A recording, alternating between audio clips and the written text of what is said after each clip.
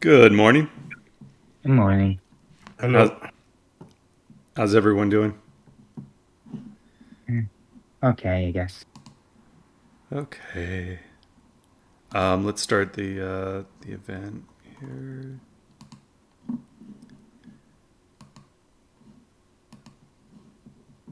Start event. Okay, cool. Um, all right. So last week, Sunday, I spent like half the day working with this LOD library, which is kind of interesting. They call it Bunny LOD, and it's pretty impressive. It doesn't handle UVs and normals, so that's additional work. But I think there's actually a lot of that program that Alien Head referred me to. What's it called?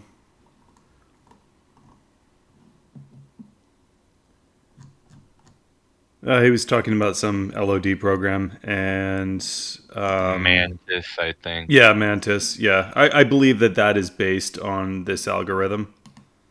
And what's actually really interesting about this is it can be used for continuous LOD. So you can have like smooth transitions between LODs because it like morphs the vertices into the collapsed vertex. So that's kind of interesting, but there's additional work would have to be done to make that useful in the future. I also implemented something people have been asking for, the movement widget. Are you meaning to be streaming right now? I just want to check. Yes. Yeah, he has a bad habit of that. Just I Okay. don't, wanted to check. yeah, Thank you. I don't, yeah, I don't, it doesn't trick me up until he says, look over here. I'm like, where? Yeah, because I'm just listening right now. Yeah, I should probably just like start that right at the beginning of the video. So There we go. the bunny LOD thing that's located here, Melax/sandbox bunny LOD. My code is actually I was having some problems with it, and it turns out my code is actually correct. It's just the meshes have to be closed, so you have to have like all the vertices welded. There's probably a way to still retain the new vertices, but I would have to like put more work into it. So that was like half a day that I spent on that, and I was like, okay, well, now I know what that would involve to finish that. Okay, so then now you have your translation gizmo. It appears in the 3D viewport, does not appear in the 2D viewport. The appearance here is not final, but it is very much functional. I'm just going to replace these white panes with something that like there'll be like a wire edge here and then like a transparent square that gets highlighted.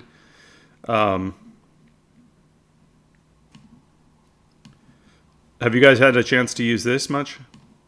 Yeah, one thing I'm, one thing that the widget tool is really, really good at is aligning, knowing where the anchor points of a model is. So that's really good. The Mm-hmm. only thing I really want is to know which way the model's normal is facing, like which way is like 000 Yeah. rotation. So the movement is in global space, and I'm not sure Correct. how to. So the axis is always going to be pointing in the Hmm. same direction. I'm not sure how to show the. Maybe with the rotation widget, like have a little arrow in the middle of the model, and then that is it's normal. Yeah, that's actually a good idea. Mm. Didn't we talk about like maybe having like an arrow like in front of the thing? Yeah, that can work too, but it might be annoying if like Yeah. because it's only like sometimes when you like you want to know which way the model's facing because of code reference, because you're relying on that model's normal to do something. Yeah. And the other thing I want with regarding normals is in LEDWorks, when you like place things on walls, if the normal was like aligned, was set up properly, it would actually align the model to the face's normal. That was how Ultra worked initially, and then people were complaining about it, Oh, well, so I I kind of changed like it. it. I kind of liked it because it helped align Yeah. picture frames and not picture. Well, it can use it for picture frames, but you can also use it for like I used to Encyclo them for my indicator signages. I just placed it on the wall and it was fine. Some hotkey would be nice if you press it, then that you're not snapping to the grid, so you can position the tools much better. Yeah, I think I would probably put it as an option in here, like snap to grid. It's actually programmed into the engine right now. It's just not exposed as an option. Yeah, but if it's an option, then you need to check and uncheck it every time. Right. Is it something that you frequently use?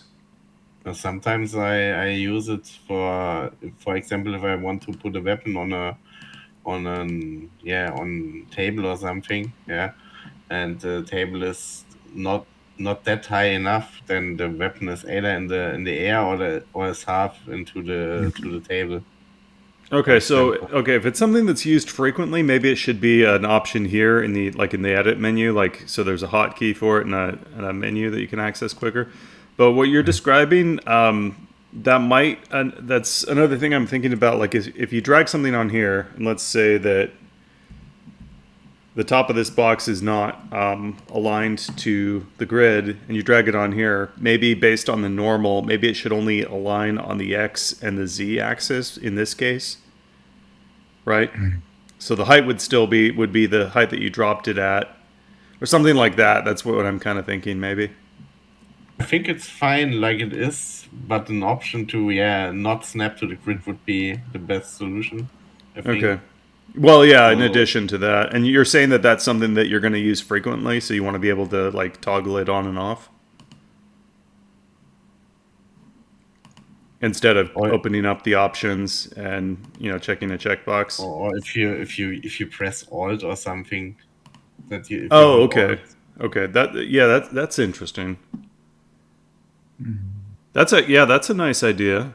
Actually, that might be okay. That would be a good use of that key too. Okay, yeah, well, I'll see about doing that. So yeah, I do find this easier to work with than the trench broom style movement, and I'm not going to do both. So yeah, this is how we'll do things. At least in 3D, I don't need the 2D. The 2D widget. One thing I miss about having the widget in the 2D space is knowing where the brush's center is, or the model center is. If you could just draw like an X or something in the 2D view. Yeah, I don't need like tools. I just need to know where's the center of a model or a brush. Yeah. Okay, that's a good idea too. Yeah, because I was lining door frames, and I was like, "Well, where's the model's like center in the?" I can see it in the 3D view, but in the 2D view, I can't see it. Okay, cool. Yeah, and then other than that, the week was spent on the Foliage system, and that was the first iteration of that was released Friday. So we've had it for less than 24 hours, but it's very, very cool. And I just want to show you, again, I haven't been working with this very long, but I want to show you a couple of little tips that I've figured out. Go to materials, I think it's this one. Okay, we'll start with this grass layer. We just have it painted everywhere. And let's see. Let's go right to foliage. Add our first layer. And the first thing we want to do is put down some grass. These are badly named, and I want that one, I think.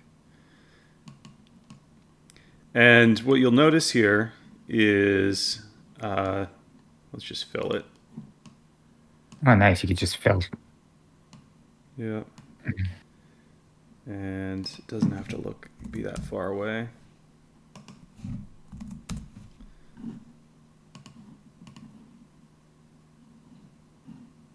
Okay.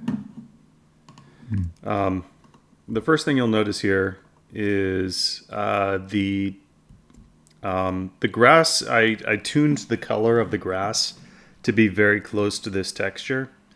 It doesn't have to be exact, but if your grass is very close to the texture of the ground, then it blends together pretty well. I could do a little bit better job of this. It should be a little bit. It should have a little bit more yellow in there, so that at the distance, like this line should sort of disappear because they should be so close in color.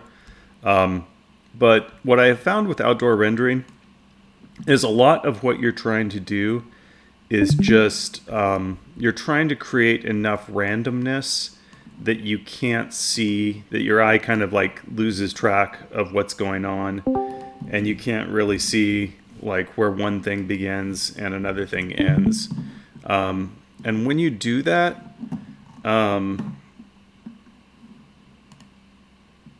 it has this tendency to kind of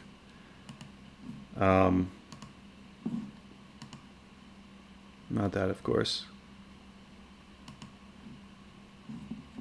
You're trying to create enough randomness to like trick your eye so that you can't really see what's going on. Mm-hmm. And then that's kind of what makes things look good. And we talked about this a little bit like last week.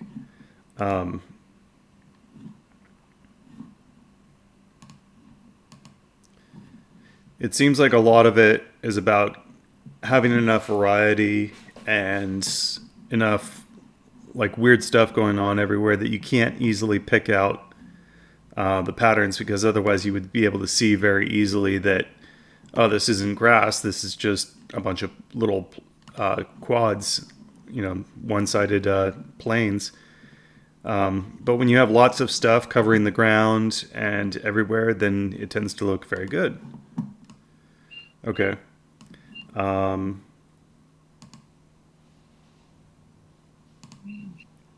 Now let's add another layer for trees.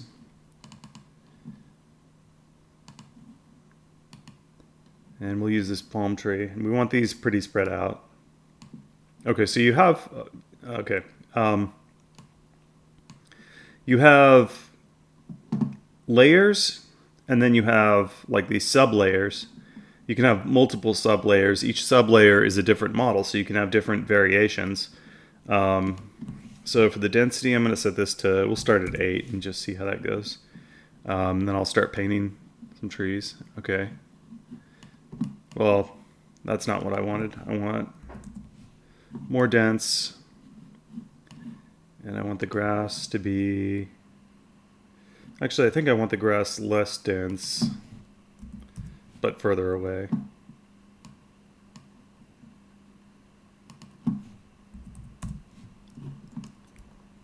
And I'm on my laptop, so I'm going to try to keep the settings pretty low. So grass, you don't really want shadows for this because it doesn't... You can't really see it anyways. For the palm trees, of course, we want shadows for that, so we will do that. Let's add a skybox here.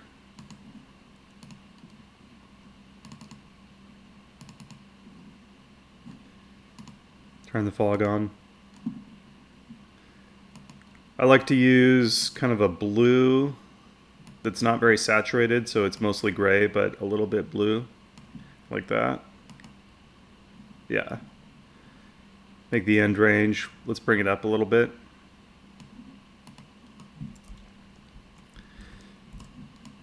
Okay, so this is one tree.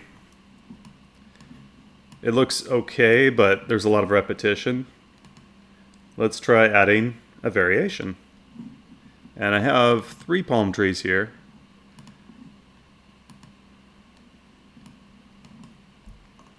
Okay, so that looks better. We have these 2 different palm trees. And then we can add another variation.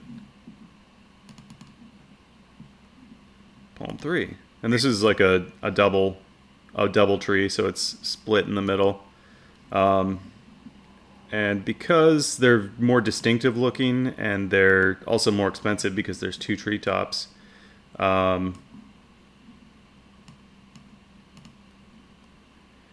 I want the frequency that this one appears to be much less. So right now it's occurring 10% of the time. Let's make it occur 5% of the time.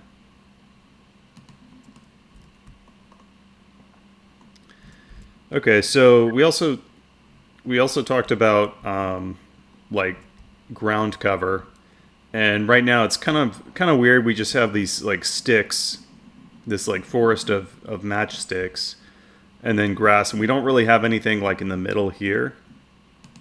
So let's add another layer. This will be plants, and we have this pretty big plant here that we're going to use. And I already know I want the frequency, I want the density to be, let's try 4 and see how that goes. And we definitely want that to cast shadows.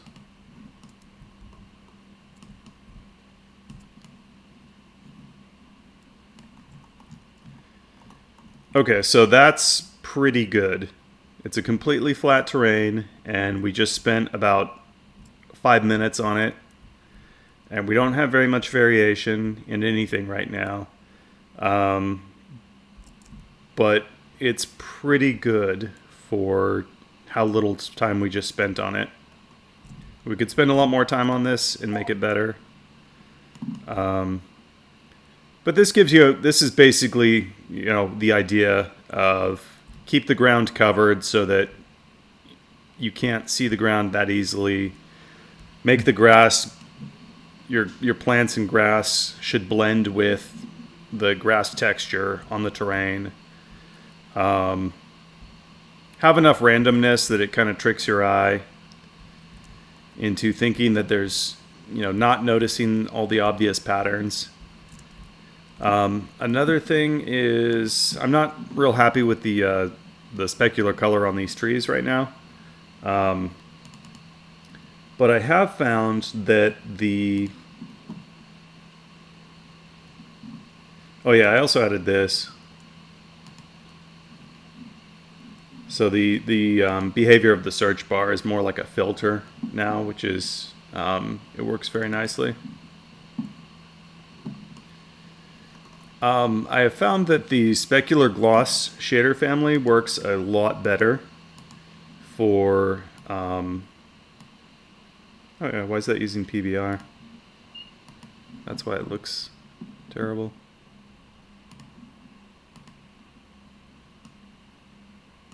Specular gloss, and then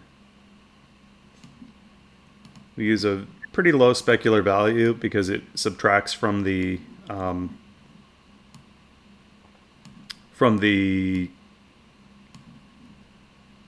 base color value. And I want this, yeah, I want this a little bit yellow.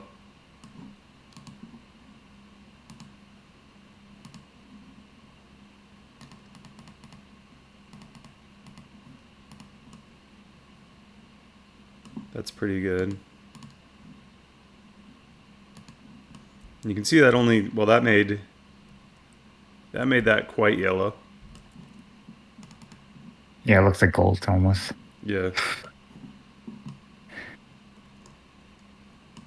Okay. Oh.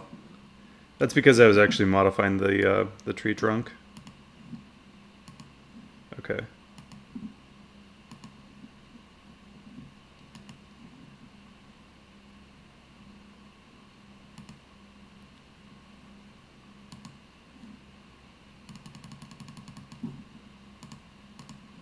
Sorry, could you enable transparency? I want to see how it would look like.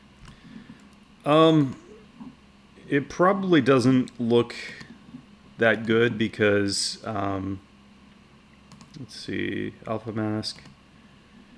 Like, you really need things to be ordered.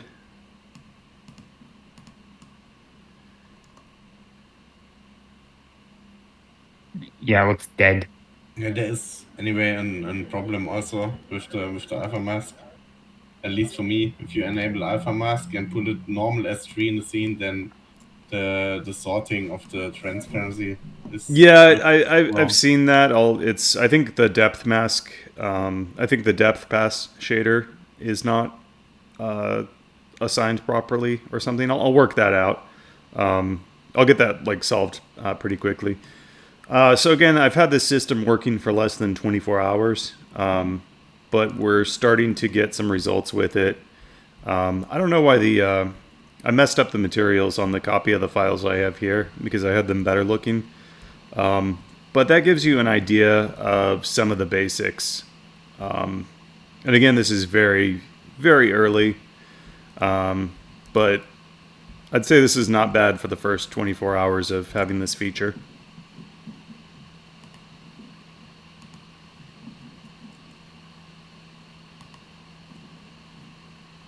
Yeah, it's nice. And the next thing would be that we can save this, right?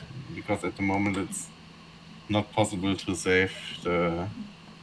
Yeah, that's not even. I didn't even mess around with adding it into the file format yet. So what I think the plan for next week is going to be resolve a lot of the material bugs and stuff that came up because there were some changes there, and then on the foliage system, we need to add the oh,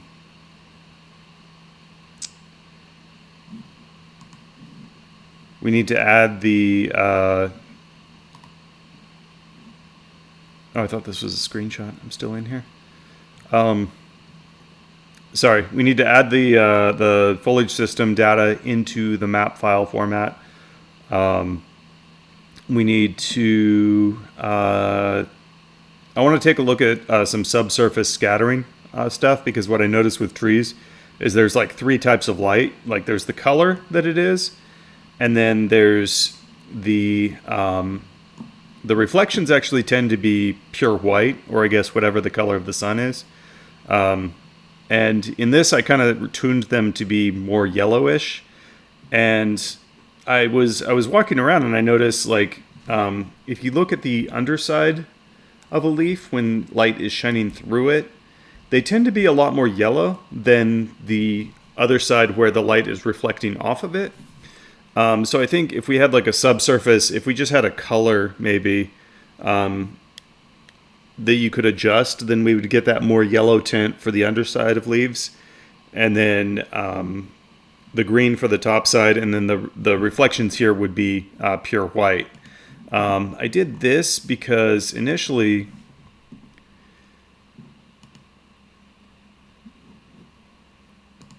okay, so if you do, I started with PBR, and PBR is good for plastic and metal, but it's not good for trees because it doesn't really give you that waxy reflective look. And then I switched to PBR, and this looked a lot better, but it looks kind of like, it looks very like cold.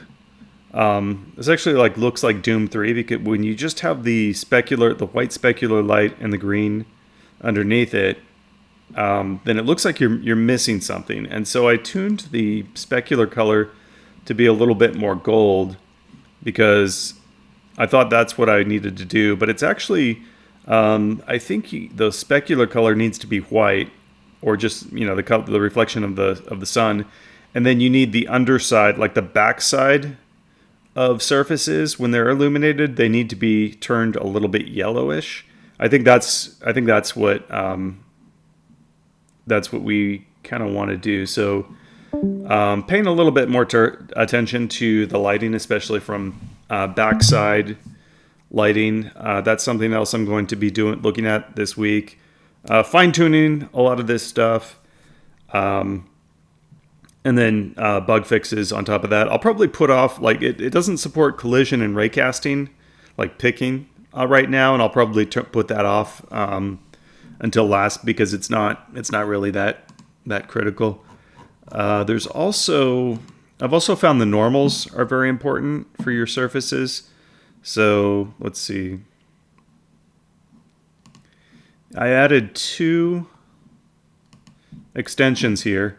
One is for foliage. It'll just, if you have any downward facing surfaces, it'll flip them so that they're up, so the normals are upward facing. And then another one is just for grass. What I did with the grass is I made the normals so that they're always pointing straight up. As a result, you lose like the definition of the lighting in the grass, but I think that's probably the best choice, because you don't want these grass. If you look very carefully, this is just a bunch of like cross planes, and you don't want like this one to be illuminated and this one to be darker. That tends to look really bad. So if you just point the normal straight up, then it just kind of looks like the light is coming from no particular direction. And at the same time, if you adjust the angle of the light here, let's give us... Oh, another thing is you want... Okay, let me do one thing at a time. I want this less saturated.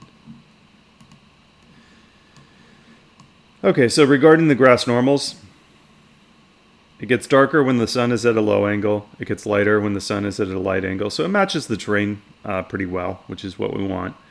What I've really found with outdoor scenes, though, too, like this, is that the PBR, the diffuse lighting tends to look pretty bad. If you go like this, it just destroys your lighting. And so I've been turning it down quite a lot and then adding a little bit of ambient light in. And I use a dark blue that's very desaturated.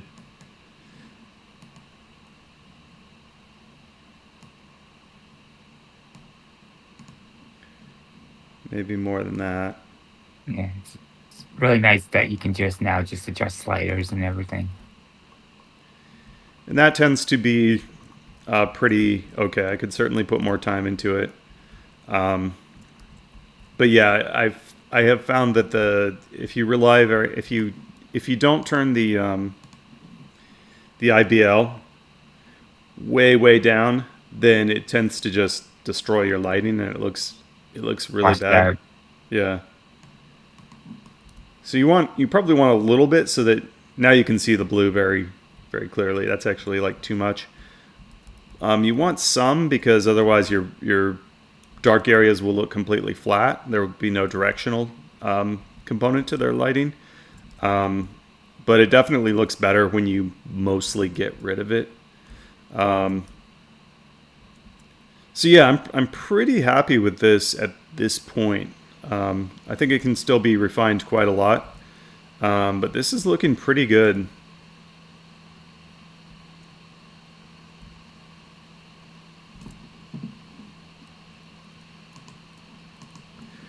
So, and also I want to add there's a simple vertex animation effect I want to add so we can have wind everywhere. So at the moment it's pretty static, so yeah. But yeah, let's go. And let's see, can you set the time of day? We don't have like a precise time of day thing. It would be nice to have. I would like to add... That would be a cool feature to have, like if you could set the latitude and longitude. Mm-hmm. And then I think it would also be nice to have one of these tabs be control ocean water. It would be very cool to have that. So maybe we will see that in the near future.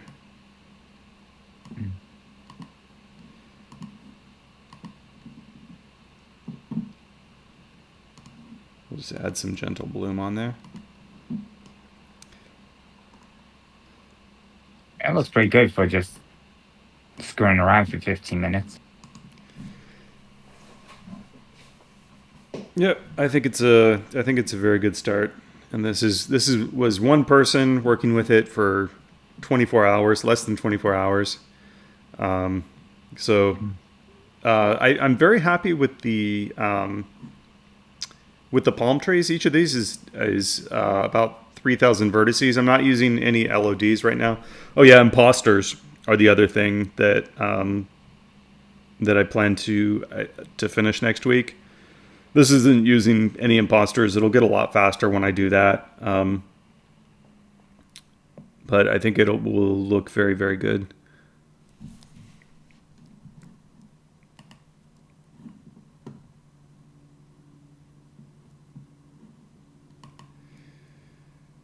This is giving me Far Cry 3 vibes. Hopefully, yeah. That's the idea. Oh yeah, I didn't... I want to show you a little bit more about the... Let's see... Foliage. I want to make it very clear that when you paint... See, I'm painting this stuff, but it chooses different variations. It randomly chooses a different variation, which is very cool because you don't. Right now, I'm separating the grass and the plants and the trees. But if you had like a bunch of different types of trees or a bunch of different types of grass, then you could paint them all at once and they would just appear everywhere. I could make the grass, I could make the plants and the trees in the same layer if I wanted, and maybe I would use a higher frequency for the plants so they appear more often. But it's very cool. I'm still experimenting with this and figuring out how it works best, but I like it. This is only a couple of layers.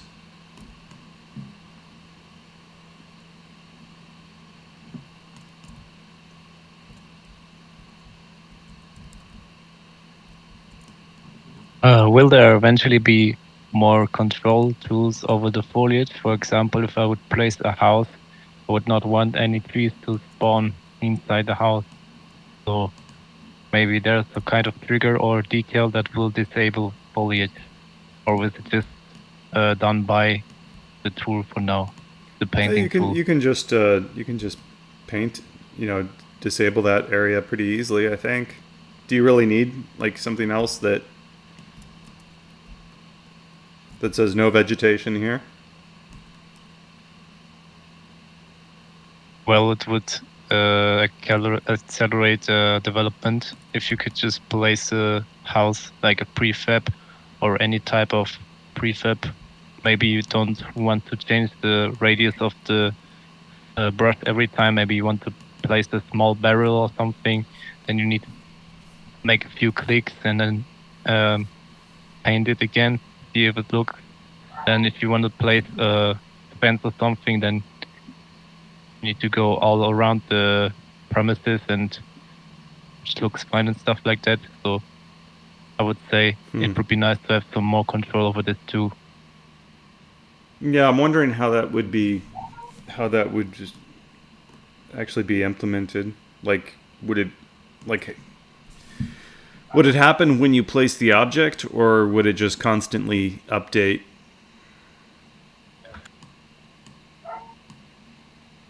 I guess there must be, I think Unreal Engine does it by doing some kind of map baking in the background. If you place an object that has an effect on the map, it will rebake the entire grass map. Maybe it's an instant type of overlay where it will remove the grass on that particular spot.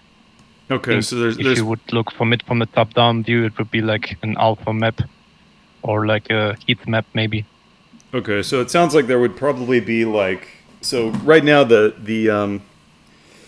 it stores basically like a mask. Each layer has like a mask for where it appears and where it doesn't appear. So it sounds like maybe there would be another mask that's stored for the whole world that would like get overlaid on that, and that's the thing that gets modified. It's basically like an exclusion mask. Yeah. Okay, that might work. Yeah, I'll definitely like bring it up again if you don't see it appear. But I think that could work.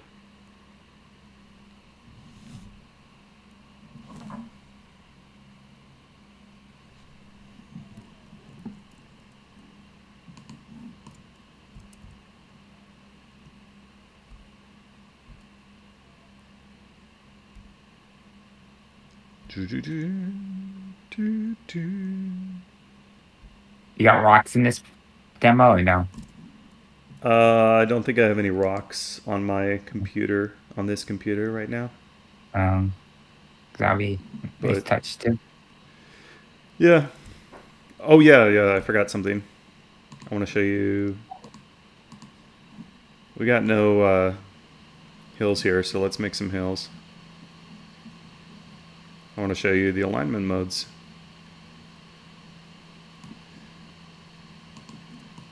Okay, so we have a few alignment modes. By default, it just does what this tree is doing. And the grass looks like it's growing out of nowhere. Yeah, the grass looks really weird when you do this. So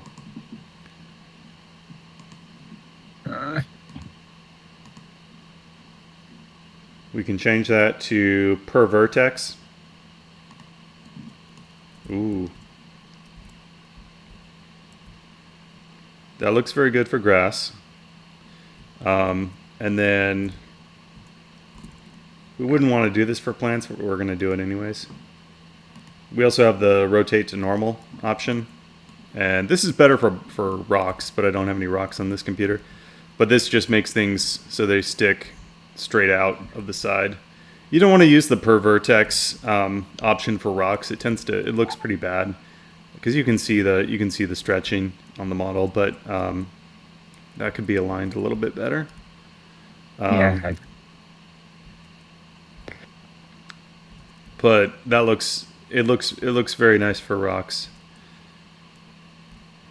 And plants always grow straight up, to my knowledge. So They always go towards the sun. So I guess you could use this feature if you had like a model where the tree did like a banana bend. Yeah. And then.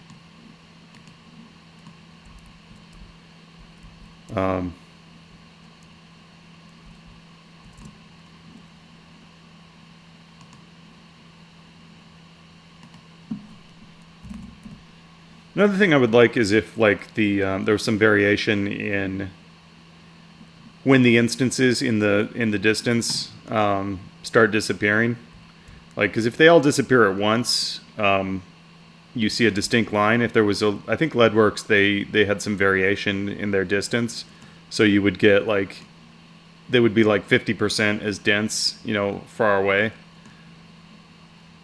But yeah, this is pretty good. I'm very happy with the palm trees and the tropical plants here, these broadleaf things, whatever they are. The materials, of course, need some adjustment. These are very, very shiny right now. And, some more work to do on the backside lighting. But I'm pretty pleased right now. We still need to get some better, some big like deciduous trees. Those are hard to do. And I did take a look at one model from Crisis, and it was just like a pine tree. And the only thing that's special about it they did is they had some of the leaves, some of the leaf planes were facing sideways, which just made the whole thing appear a lot more full. Oh yeah, there's one more really important thing I forgot. Let's do this on. We'll do it on the grass. Let's do it on the palm because it's got. Okay. I just want to look at material files.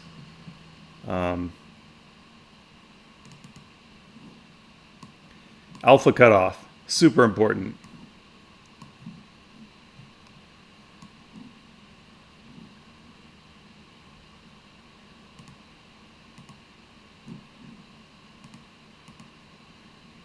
Okay, the default is 50%. This is what it always was before this build, and that's why everything in the distance looks very sparse.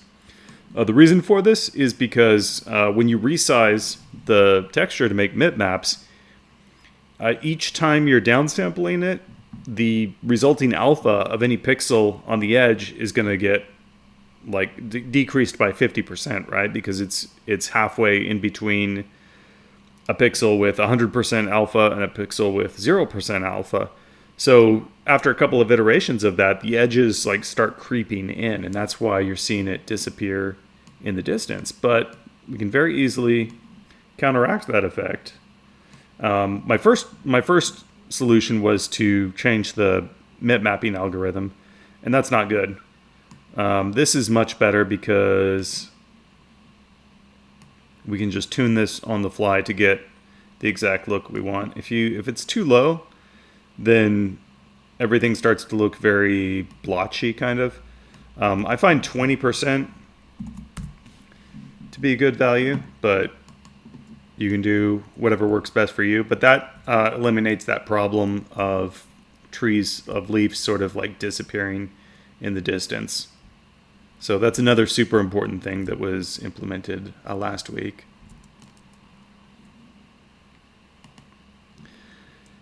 Are there any other questions about the foliage system? If not, then do we want to talk about the example game that we're working on? I can talk about it a little bit. Like, how's our progress? If you don't mind, I can share my screen. So. Okay. Let me share it. Let me load up the map.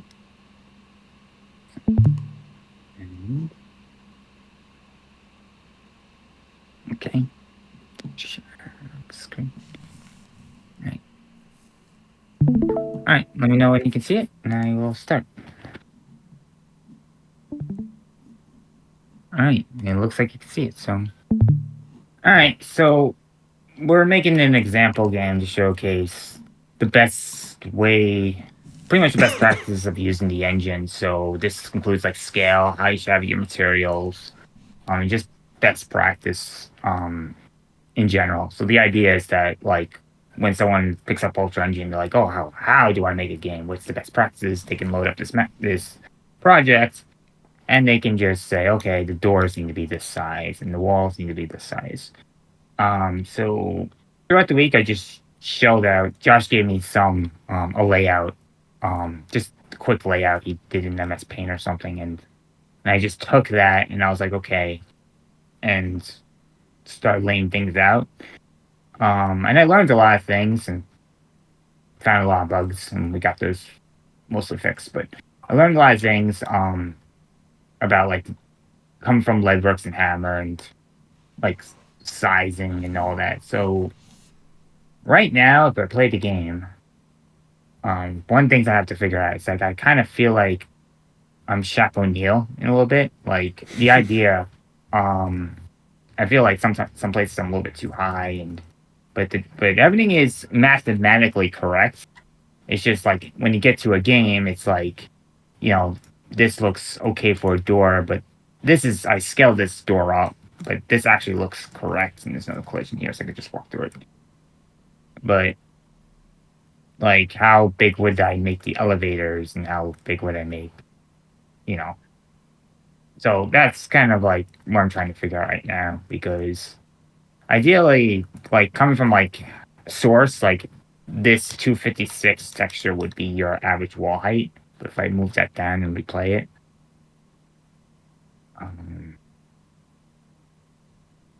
you feel like this is like you can't even jump. Like again, everything's mathematically correct. Like if you went to VR, you would actually see the same results, and we kind of want to keep that consistency, between VR and non-VR. So that's why we kind of want to get the scale right the first time. And I'm doing everything in brushes right now. I'm using very little models because it's way easier to resize or move things if it's brushes. If it's models and everything's set to a certain size or a certain, perspective or orientation or whatever, it's it's much easier just to go into the editor and just move things, change things, resize things instead of asking your modeler or going into Blender and just, re-importing it and everything. So, and one thing I also was working on today was that I was trying to get these door models in, and I don't really care about the texture of the doors right now. I just want them in the engine and have an AL map so I know they exist. And when the art people come in, they can paint over it and it will just work and I don't have to replace anything. If you have a model that's like half finished, like doesn't have, it's not UV, it's not AO baked, it's not anything. That kind of puts a little bit more friction because you don't know that's the final model. They might make a new model or they might change the name of it or something. So it's good to have like say, okay, this is import ready. It's in the engine. I just need to texture it. So, and this is the practice I used in Cyclone too. So if you can see here, this is a work in progress map. I took this in August 2021. This SledWorks, and I just wanted to get like pretty much my game maps were my test maps in a sense. So I really didn't. So if something didn't work in the game, that means I had to go in and fix it in my code and then make it the map work. So I used the actual in-game maps to test things. And as you can see, it's just floodlights, basic textures, but the gameplay elements here, like here's the box dropper, they got gameplay cues, you got gameplay objects. And then and then for the final product, we got everything's textured and lit correctly, but none of the gameplay changes. Everything is still exactly where it is. Maybe this button's like moved. Maybe I moved that button, but everything in gameplay is sticks. So that's kind of the approach we kind of want to take here, where the gameplay, if the gameplay is good here, we can easily go in art and just decorate it. And then we have to make sure that gameplay is still good after the art pass. If we have like a model like here or something and it like blocks visibility or it blocks, a certain like, you can't, like I couldn't, in the shell, I couldn't I could do this, but now that there's like a giant pillar crashed through here, I can't. I mean, so if you would know that you're going to have a pillar crash through here, I kind of want to model that, like use DSP to block it. So it's like, oh, well, you're not, so there's supposed to be a pillar here, and then the art team will just go in and just not make that CSG. But CSG is fantastic for just walls and basic pillars and overall just sizing. So and doorways and stairs. Stairs were hard to get right, but we spent a lot of time on that. Yeah, we spent like an hour talking about the exact size of the stairs to get everything to line up. Yeah, so you're not supposed to go up all these stairs. This is just one example of just making the level feel bigger than it is. I'm probably gonna like put like tables or something like here or something to block the player, but it makes the level feel much more bigger and more realistic. Just to have these stairs here, but you can climb them like if they were emergency stairs. So and this is where the elevator will go. It's not going to be operational, but technically very cool. Yeah, so I move things around because in a real office building, they usually centralize the plumbing, the like HVAC plumbing, probably not all plumbing, bathrooms, emergency stairwells, elevators in the core of the building. So that's why everything is in this space, because this is supposed to be like the core of the building, like where all the utilities are. So and this is supposed to be like a little janitor's closet or a utility room. And you got your desk here. And I'm going to make some hallways here, but they're not going to be in playable space. They just, like the stairwell, it's just going to make the level feel bigger than what it is. So we're going to have like props blocking the way and, and this is where you'll put like your low detail models, and you don't really care much. So it's like Left 4 Dead, where you have all these areas where the player can't go, but you need those spaces for the zombies to spawn. That's kind of what we want, but we just want it to make the level feel bigger and not as boxy. and we're probably gonna do something with the ceiling. Try to get some light in here. We're probably gonna put like skylights or a dome or something here because even though it's not like important and player that will not look up unless they're told to, but ceilings are a great way to get light in. So yeah, so Can we that's pretty talk much about it. the like the sequence of events that we're planning for Oh the yeah, actual gameplay? yeah, so the first bit is that you have to find key card, very Doom-like. So these are going to be emergency security doors. So you got to find a key card. So if we use a random system, or we always make sure like the key card's like in one area, you have to find a key card, and then you have to take it over. You go to the scanner, the doors will open. You walk through, and then here two you have two problems, or maybe just one. So I'm gonna put like a fire here. I don't know what's gonna cause the fire. Maybe the elevator crash and cause the fire here. Um, and then there's also gonna be like a sprinkler system, a valve thing you have to like turn. I decided I'm gonna put that in the stairwell because that makes more sense. Um, because if people can't exit, then the water supply should be here too. But um, we have the valve pipes here too. So let me actually like make that more obvious with CSG, and I can just destroy it, like make that red. Um, and okay. So I'm gonna put that there. I'm just gonna put like a red pipe here. So that's good. It's a shell, and I'm just gonna. We can make this go through.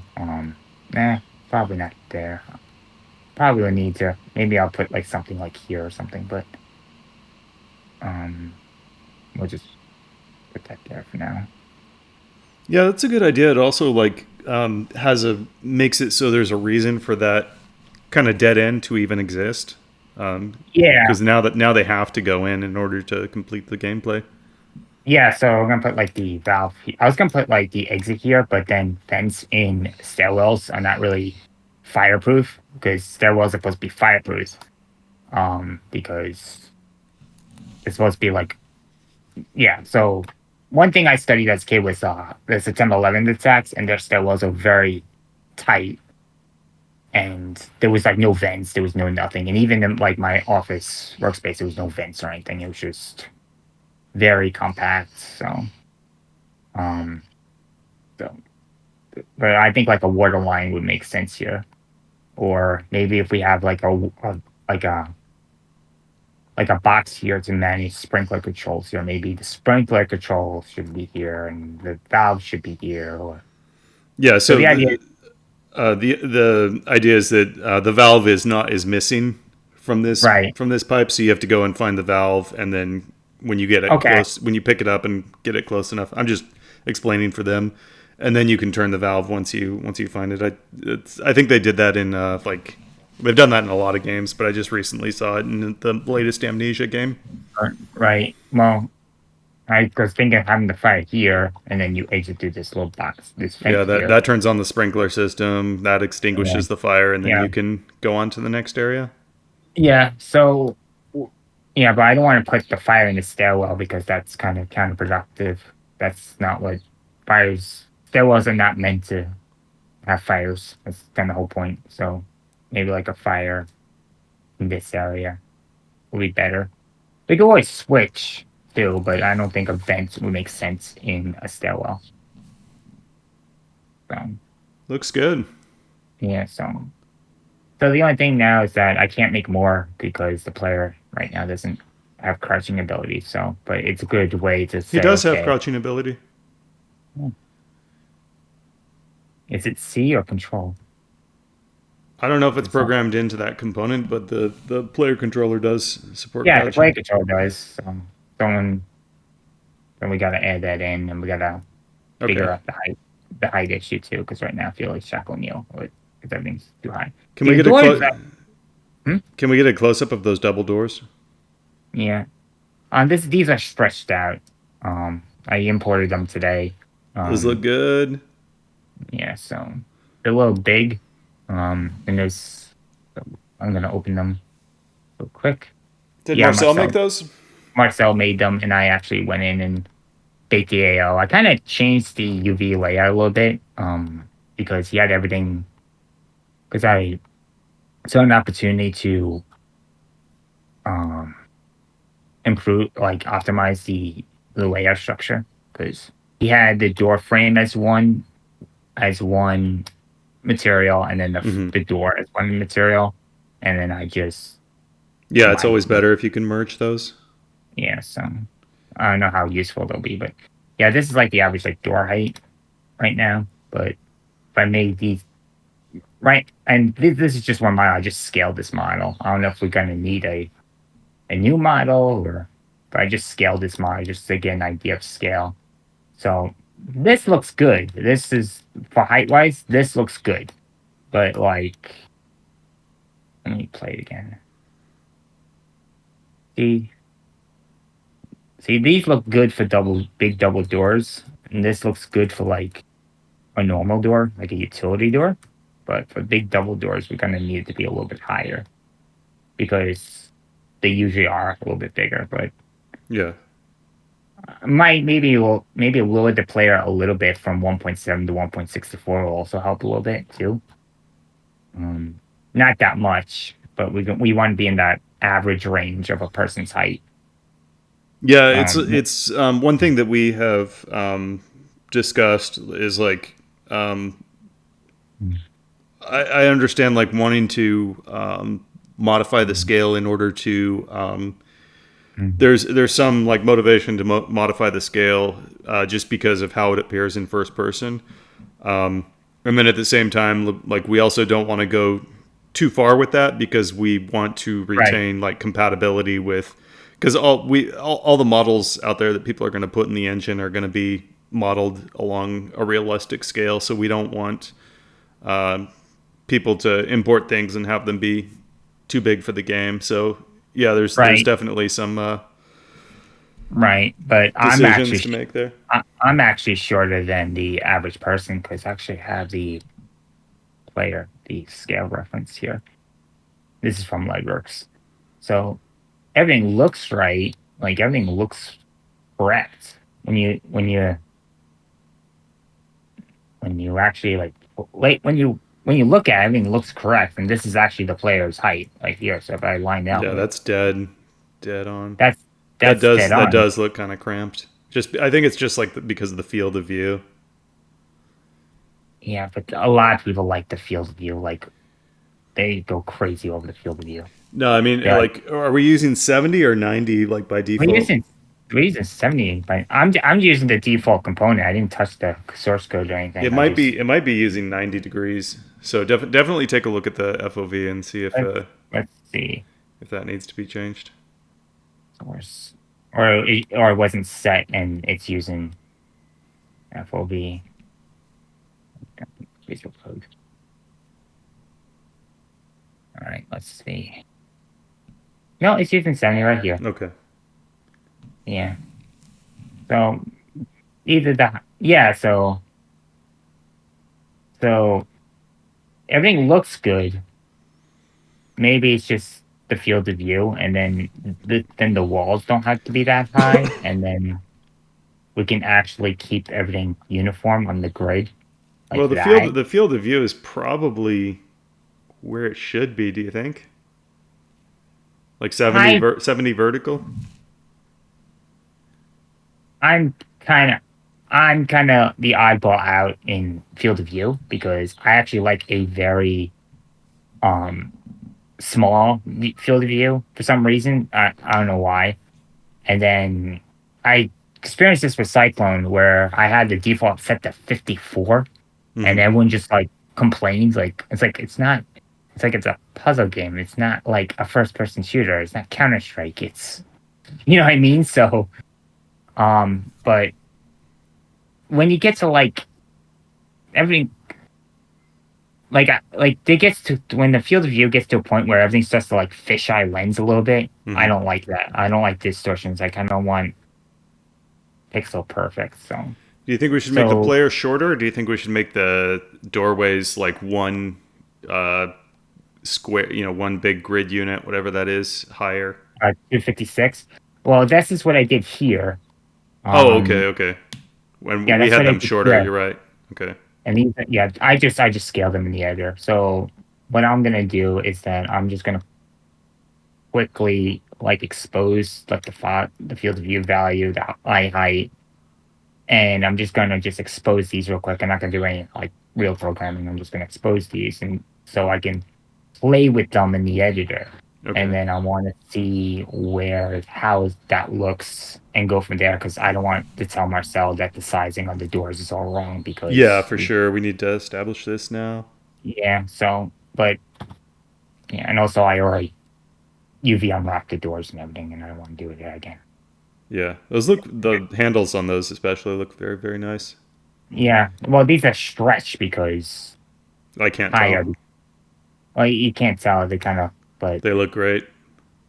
Yeah, this is what they actually look like. Good job, Marcel. Yeah. So, and again, he unwrapped this, but I had to like move things to optimize it. I don't know if that's gonna cause a problem with texturing, but I kind of did it if I was like hand painting it, but it doesn't matter if you're hand painting or using a program to do it. In this case, one thing I have to fix is the window. You can see with the glass, this is like this black outline here. That's because he has a box there, and this is actually using two materials. So if you go to the model, it's actually using two materials right here. Well, it should use one for the glass and one for the door, right? Yeah. That's good. That's good. Yeah, but I'm pointing to the same texture. But it doesn't have to be that texture, because there's an AO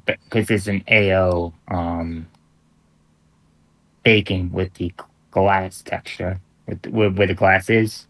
Mm-hmm. Like, why can I not scroll down? Oh, whatever. But like here, you see like this this shadow here. But I got to get rid of these black lines here. I mean, you could probably paint them out in like GIMP or something, but I think I should rebake these to get out. But okay. Yeah, but everything looks nice. It's just I got to play with the fog and the eye height a little bit, slightly, to get it so you don't feel huge in a small space. Because everything looks fine. I'll say this 100 times. Everything looks fine, like in the editor and such. But what does the editor use? Field of view 70. So why is it not that? Maybe. I'll have to play with it. Your screen is wider in the editor too, like your aspect ratio. That's true too, and that doesn't affect the FOV though, because it's based on verticality. Right. I'll play with it.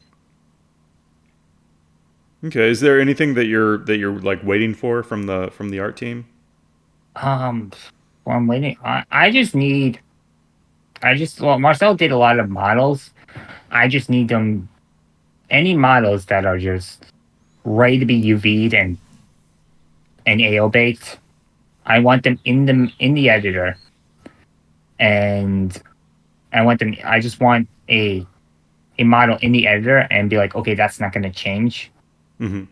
And since the materials are exposed, anyone can just go in and edit these materials. Okay. The only thing right now that's really a bottleneck is that I have to export these as a. I put a bug report in.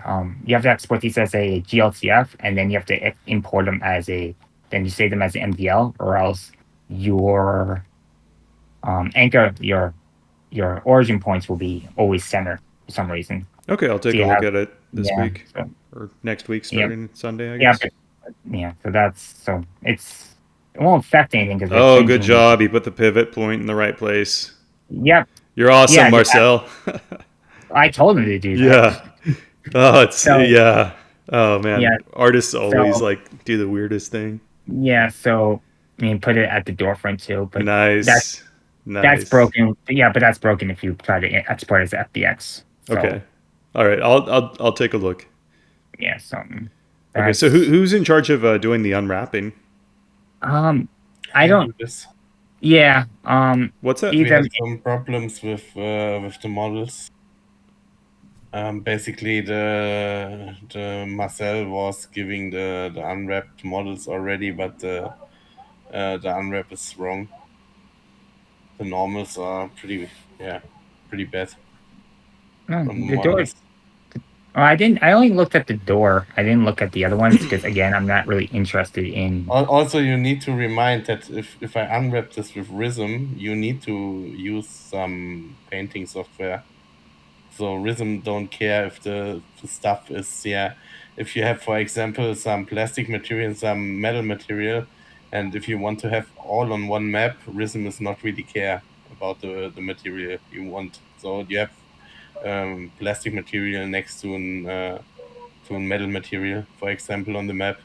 No, that should the PBR system should be able to handle that because that's what the metal roughness map is for, right?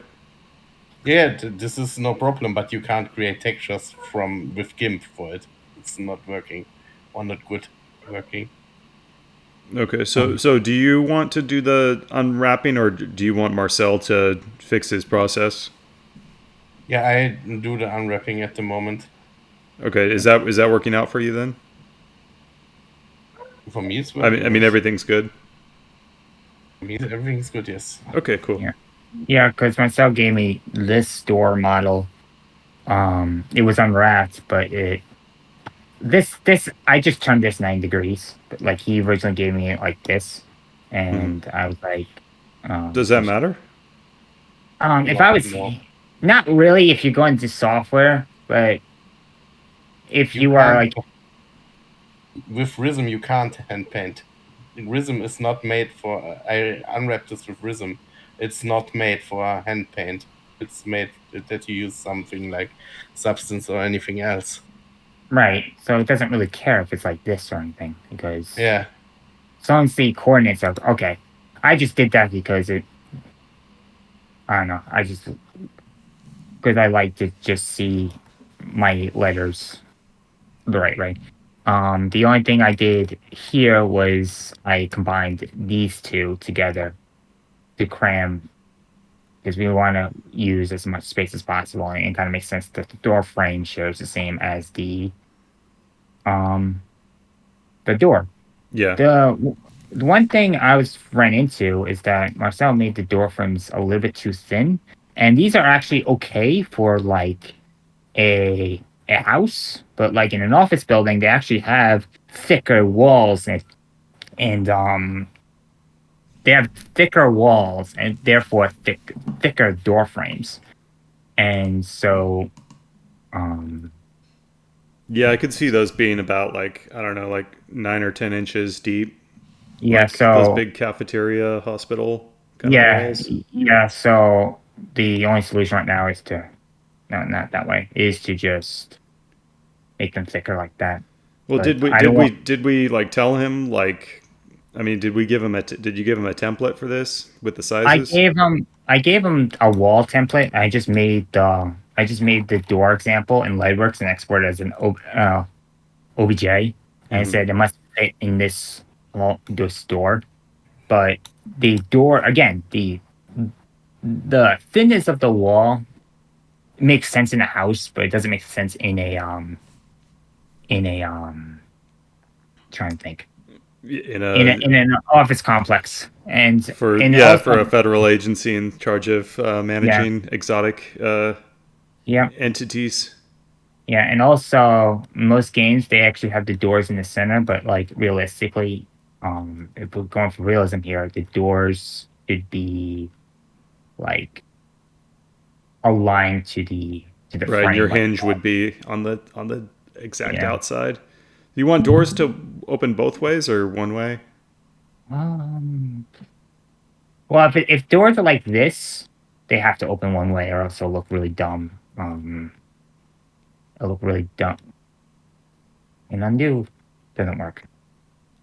Sorry. Or yeah, and yeah. So if it's in the middle, it can go either way, but only up to 90 degrees. If it's on the edge like that, then it can only open one way. So I think What do you one guys way. think is best? So for doors, I think for like doors that like can go, that can be open and closed, the doors should be centered and can be opened both ways. But like for these doors that you have to unlock, they only open one way because it makes more sense for these doors to open into this area instead of being able to open here and it'll block the hallway here. So right now, yeah, I can just tell. Like, well, I mean, you always want them opening away from you, right? right, but yeah, but like in code, we should just have only opens one way or something. Like in the component, Okay. there's a door. Yeah, those would look extreme. Well, I mean, it bothers me. Like the two-way door thing really bothers me, but I'll go with whatever you guys want to do. Well, it depends. Like, I don't know. It should always open away from you, but if you close it and then open it again, it should always open away from you. That's what I mean, the two-way door thing, where it always opens. You're always pushing the door. You're never pulling the door, because if you pull the door, Yeah, that would be annoying, especially if it's like you're. yeah, Yeah, you're right. yeah. So Well, those doors, once those open, they don't close. Like those are just gonna right, stay open because they're a key code. right. So Yeah, kind of thing. yeah, and I kind of want to do something cool over here. I was looking at. I want to do something like this here at my building. Oh, cool. They had like corner meeting rooms. It's a little. I mean, my room's a little bit too big to be meeting rooms, but that's no way we can have it not be such a blocky mix. And then do it as a model. Yeah. Okay. Oh, I mean, it would be also good if you work with a model. I was talking with Spiderpig about it, so that you actually see how the models is working and where problems with the models may occur. So yeah. Yeah. So can you still see my screen? Yes, again. Okay. Yeah. So right now I just want brushes, but if like we can like, so when anytime Marcel or Andy, you can just go into the editor and be like, okay, this has to be certain size. I want to just make this just a model, but we kind of also want to make the parts reusable and modular. So something like this, right? We kind of want like pieces of these frames and have, like uniform frames to find like this is like a 64 wide or something. Yes. I know what you mean. Yeah. But you can build with the construction set, for example. Yeah, and you can build as big as or small as rooms as you want. Yeah. So, but right now, I kind of just want to stick with brushes right now. Get the gameplay, get everything all set. And if we can play the entire map in BSP brushes, that's a win. That means we're ready for models and art, and we can play with. And then we can play with materials. I've been playing with some materials. We just went to Polydate and this is like the default. This is like the default office look I was experimenting with. So we have a plaster wall here. Somewhere. Oh, my test, because it's not official. So we have like this white plaster material, and if it's white, that means we can just make it any color we want. So if we want this to be like this blue, we can make that blue. And that means we can have one texture, one roughness, and one normal, but we can have different colors, different painted walls for contrast too. I don't know why this room looks so good, but it does. Yeah, it does. And it's not. And we got some like reflection issues and. Yeah. But yeah, this is what I want. If we add this is not using post processing, but if we had like facial ambient occlusion, that's what it looks like. And then we had bloom. I don't think bloom will do much, but that's like bloom. I think I'm not a big fan of space ambient inclusion, to be honest with you. You want your SSAO before your bloom, though, I think. I mean, like that. Oh, that plaster looks really good. Yeah, the plaster. Because plaster's hard to get right, but that looks really good. That's from Polyhaven, um, but I think we should make it look good without any post processing. This way, And then it'll look good with post processing. yeah. One thing I really want is you can't enable it in the editor right now. Is refraction, glass refraction. Because I have a material to test this. Not really, you can't really see it because glass refraction is not enabled in the editor. But is this in the repository? Yep. Okay, I'll take a look. Yeah, this is meant to, because this has a roughness of 0.5. But I have example glass grades, different colored walls here. But this is just a test. It's not official yet. Once we know what everything's going to look like, then we can clean all this up.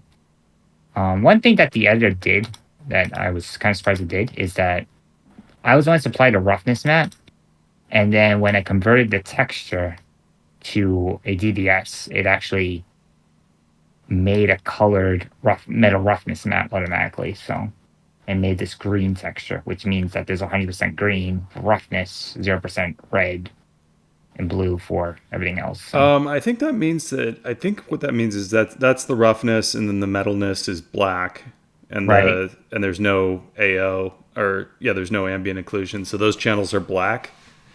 So I think that is correct.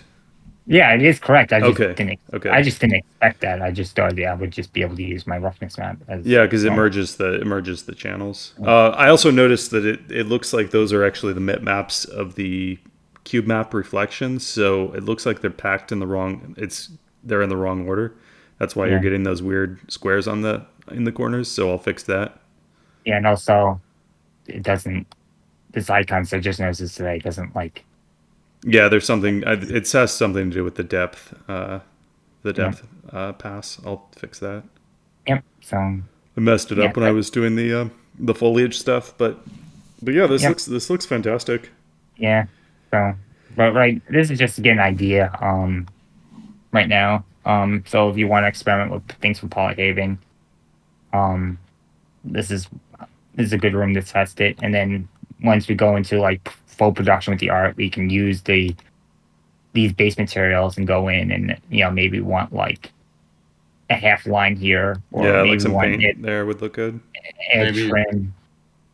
Maybe also some windows. Oh yeah. It's an office, so an office without windows. Yeah. Yeah, so it depends. So we were talking about that.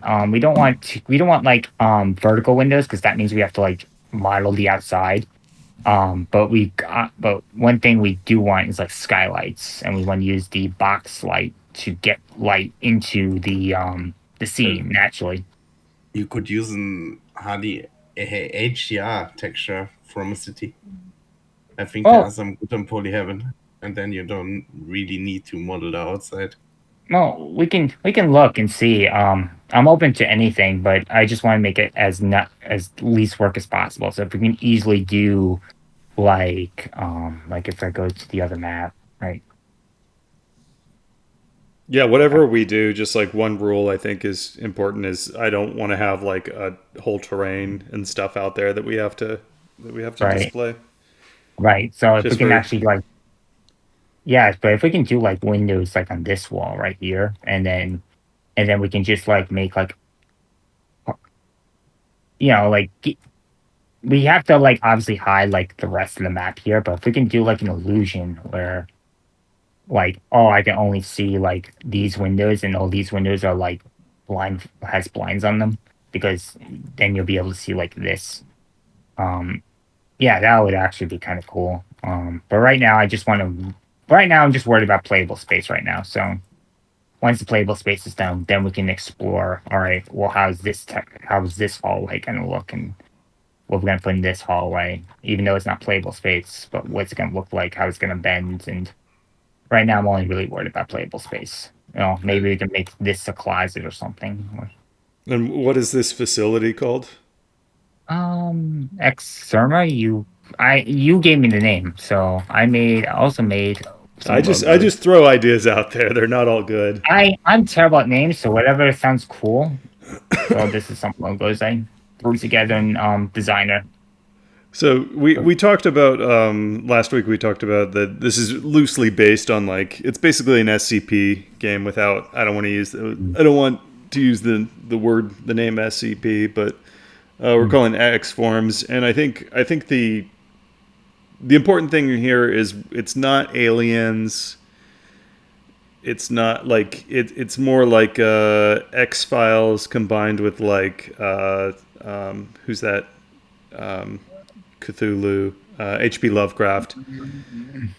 It's like X Files and H.P. Lovecraft and urban myths kind of combined. It's not really like space aliens, because when you do like space aliens, you get it's cool, but it's hard to relate to, and you kind of everything loses definition because they don't have any believable motivation. They don't really have any believable society and stuff. And when you keep it a little bit more reality based, I think it's more interesting. I think that's why the SCP stuff is sort of interesting and funny. So the name is X Form, and I was trying to think of acronyms for the government agency that handles this, and I was thinking Exotic Entity Management Agency. It's almost like FEMA, Zima. Oh, I just put industries because something should be in there, but I can remove that out. Yeah. And then we were talking should I tell them about the event, the explanation why your character is running around with a gun? Yeah, you can. Okay, this started because the thing that gave me the idea for this was I was making those AI generated images for and I was putting in Office, Counter-Strike level, and then there was one image we got out of it that was this office with a bunch of people working in it, and then it showed you from first person view with a pistol in your hand. And I think I have that somewhere. Yeah. Let me see. And we were laughing about that, and then it's this one. Yeah, we were laughing about this, and then can you make that bigger? Let's see. I can open it in my browser. Yeah, and the people are just working away, and you're like, "Where's my monitor?" Okay, I'm going on a shooting spree. And then we were like, "What if there's bring your gun to work day," and that's why he has a pistol. And then I typed in a description of this facility, and I said I want it into u.com, which is just ChatGPT with no login. And I said I want you to write a memorandum for this government agency, talking about the inaugural Bring Your Gun to Work Day. And what it wrote back was hilarious. It was I can pull it up if you don't mind sharing. Okay. Yeah, I think that was it. I think you passed it. Yeah, Bring Your Gun to Work Day. Do you want to read it? Because I can't see it. I can't. I know. I'll just stumble. I'll just post it in the chat so people can read it like that. It's a little bit too small to read. Yeah. It's really funny though, because it says there's stuff in there participation in any quick draw events is strictly forbidden and may lead to unintended interdimensional transportation. We recommend you, and it said it's important for any exotic entities under your care to not be alarmed by the presence of firearms. We advise you to introduce your entity to your firearm in advance before the event in a calm and reassuring manner. Yeah, I think this is also not only this is only a funny idea, but I think it explains why there's ammo everywhere too. So yeah, what I want to do is get posters on, paper posters on. I tried to ask Copilot to give me an image of people happily, responsibly bringing their guns to work, and they got angry because that's big tech. So Marcel made this texture.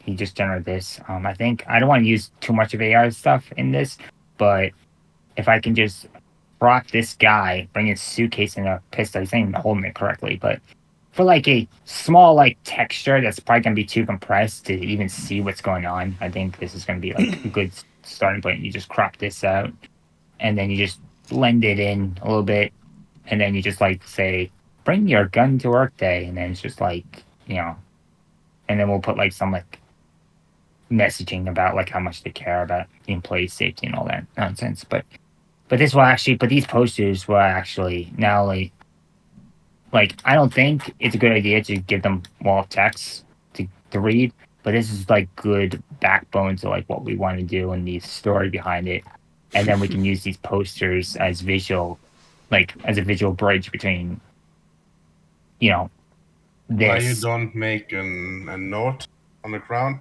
a trigger or something? Well, with notes, and the player is keeping up a ladder, and then make some voice with AI. Oh, there are some voice tools which are making really good human noises. Yeah, I mean, AI stuff is getting crazy. I just don't want to put like text because it can get very compressed, and then you have the language barrier too. If it's like a letter, but if we can, but posters and everything were actually really good because not it can add to it adds to the environment and storytelling, and at the same time, a letter on the ground is just a letter on the ground. Like posters, it can add color, it can add variations in like the reflections and lighting and all that. So, I mean, we can probably slip in something like this, or if we can have like an intercom like read some of this stuff out loud, but I kind of don't want text. I want people to be playing, not reading, in a sense, personally. Easter eggs. Yeah, I mean, and again, I'm worried about this being very compressed and hard to read. Yeah. In VR, this would probably be cool, but first person, it might be a little bit too hard. Yeah, we can just try it or whatever, but so the idea is the first area is supposed to be just like very claustrophobic. The second area is supposed to introduce like this is where things have gone. It's clear that things have gone wrong. Like there's probably a fire like in the elevator maybe or something. Yeah, like the elevator crashed through and it's like and spread over here. I don't know why it won't spread over here. Maybe it came down at an angle or something. But yeah, because there's a space for an elevator shaft here. It's just we gotta. You could have the doors like cracked open and then right. Just have like a bunch of like I don't know whatever, but we could also like once I get decals in, we could have like very long like streaks of blood. Oh yeah, I kind of wanted like I want like tables here, like they were like shooting at something here, like a barricade. And that's why you can't go here, and all the ammunition and guns and blood. And maybe if we can get some rag dolls in here, that'll actually be a little helpful too. Like have like dead bodies, and there's probably an alarm going or something. Alarms. Sound's going to be kind of important. Alarms and all so that. This is the point where it's clear things have gone wrong, and then you go through that vent. Right here. Once you solve the fire puzzle, you crawl through that, and it's going to be like a vent system. And I think this should go pretty far. Like, try to put as much space between the next room and this room as possible without being ridiculous. Yeah, like with vents, I don't like climbing through vents like for a long time. Like, you know what I mean? Because you're constantly in the dark, and then so we got like a challenge here because we don't want to have like a maze of vents. Well, just like a couple of turns, and then you're in the next area. Well, I was thinking about like here, right? There's gonna be like a passage come through here, and that's gonna be like we can put like a random ammo drop here, and then you drop down, and then you go to here, and then based on like how it did, and then you can make a turn here, and based on like how I want to do the other section of the layout, and then you drop down to like and then that's where things become less plaster and less office space to more concrete and cold materials, like concrete, brick, stone, etc. So Yeah, so the third area, it's planned to be more like you're supposed to feel like you're in an area where you're not supposed to be. So it's sort of like backstage, and that's more of a, we don't really know what this facility is, but more industrial feel to it. And I don't have a lot of dictates on this other than I just want to have a big fan casting a shadow and a lot of chain link vents and pipes when you come out of it, and then the rest is up to these guys what they feel is best. yeah. Also, something I noticed with the selection tool is that like when you like, let's say I want, like, I know this is not the job of the selection tool, but one thing I run into, like, if you have these two selected, you can't select this brush in the middle. Wait, run that by me again. So let's say I'm in selection mode and I want scale mode. Yeah, in scale mode. Okay. I select this brush and this brush, but I want to select this. Yeah, that makes sense because it does it for it shows a plane for the entire. Yeah. Yeah. So. Do you think that's a problem, or do you think it's just how it works? I don't know. It makes sense, but it's frustrating when I do it. But then I'm like, oh, I should be using the selection tool to select things. But sometimes I'm just in that mode, right? Just like, yeah, I don't care what's active here. I just want to select things. So. Yeah, I was running into a lot of problems, like where I would I would want to select something and I would forget that any of the tools can do that. Yeah. And so like having that selection button has helped me a lot, actually. I don't know if you've seen the same thing, but I experienced that quite a lot. And then I also like having it there just because it's also like very, very clear if somebody's starting for the first time and they're like, how do I use this? That's very obvious that clicking on that button allows you to select things. Yeah, so I like a bench. I'm just laying out ideas of like how I want the bed to be. And then you drop through here, and then we can extend this because vents are not actually, despite popular belief, you're not supposed to be crawling through vents. It's meant for air. So, no, it's a mechanic for the games. Yeah, but I kind of want to make it like a lot, have all these drops and turns here. So, yeah. 3D editing is better with the widget tool too. I don't use a 3D edit. I'm just with the gizmo. You mean? Yeah, with the gizmo. Widget, gizmo, same thing. Yeah, because it was kind of like frustrating to remember. Like, oh, if you hold the Alt key, it will. Well, yeah, I found with 3D editing, it's pretty difficult to work on two axes at once. That's why with the scale tool, you can't select a corner and drag on two axes. You can in Trench Broom, but I found it to be very, very difficult to do. Right. And so yeah, I do think you guys are right. Like about I think the gizmo is the better way to go. Did you see, I only got this in Thursday, but did you see the changes to the vertex tool? Vertex tool. I noticed that I was having an issue where like it wouldn't snap to the grid, and I was getting really frustrated. But what else did you change with the vertex tool? Well, that's what I changed is now it does a hard snap to the exact grid position. Yeah, that's way better because when you're using the vertex tool, you want absolute. You know what I mean? You don't want. Yeah, that's what I figured. You want absolute. So.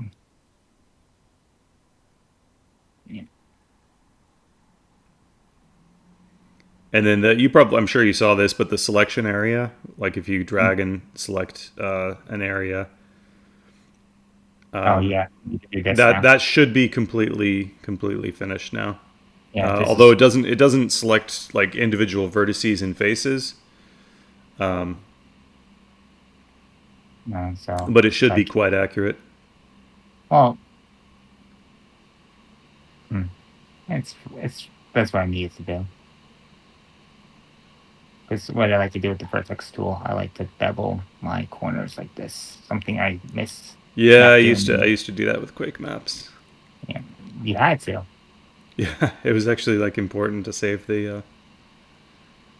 Well, it's also good because this face right here and this face right here, this one face, you don't have to like put like two textures on the same face. Like here, I didn't bevel them yet. See, like the two faces, so. Yeah. In Lightbox, I would just make this one big, huge block. So yeah, the third area is more industrial, and I think that's where the first combat actually takes place. Right. Do you think that is there somewhere in here in this office space where we could show like some little creature running by, like maybe down one of these hallways? Yeah, we can use like this dead area, this unplayable space here. We just have like a trigger where if you get close enough, the little thing runs across, and you can't really do anything with it. Well, we can have it like harvesting something here, and then when you like pass like a trigger here, it notices you and runs away. Yeah. So, but that all depends on what animations we have and what. Yeah. We have to look at what we have available and what sounds we have available, what models we have available, what animations we have available. But I'd like to use some character models from that guy in Bulgaria that I showed that a couple weeks ago. But we do have quite a lot of freedom with this theme because it's just anomalous entities. So it can be werewolves, it can be alien-looking things, it can be monsters, mutants. Right. Doing it again. And then the combat begins in the third area. That's kind of your introduction to combat. And then the fourth area, I think what we want to do is have a big. That's kind of your arena, and that's going to be maybe perhaps more of a warehousey kind of looking thing with a lot of shelves full of crates. But there's probably going to be like a freight elevator at that point that you have to trigger that somehow to get it started. And then while it's coming for you, it makes a lot of noise, and the creatures start coming out of vents or walls or whatever. And you have to fight them, and then you kill them, and then the elevator comes and takes you away, and that's the end. And something cool would be that you say something with an vent and big blades. Something cool would be that you can actually turn on a vent, and when the enemies gets hit by the vent, they get killed or something. Like a fan? Yeah. That'd be cool. Yeah, but then we need Gibbs support. We could do that. Let's just see how it goes. It's just the pathfinding, and then you need to make a trigger to the vent, and when the enemy is running in, you play an animation where the enemy is dying. Yeah, we could probably do it.